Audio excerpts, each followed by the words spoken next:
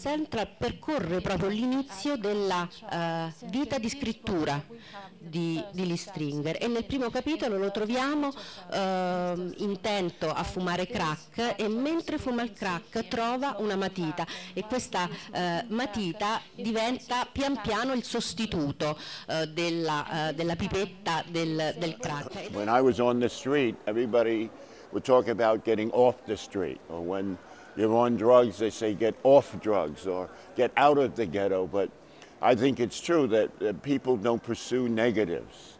They move towards things, and it's usually towards something that strikes something in here. In my case, it was sort of like that. It was not so much me thinking I've got to get off the street, but when I started writing and discovered that was something I began to move towards, and that took me off of the streets.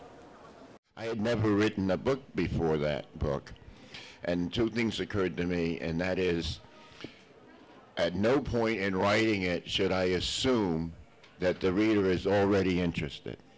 That it's my job to keep engaging the reader and pulling them in and give them something to look at and something to think about constantly, rather than just spout off. So it was really written with the reader in mind in every word. And I also, sort of liked, I read a book when I was a teenager called The Fall by Camus.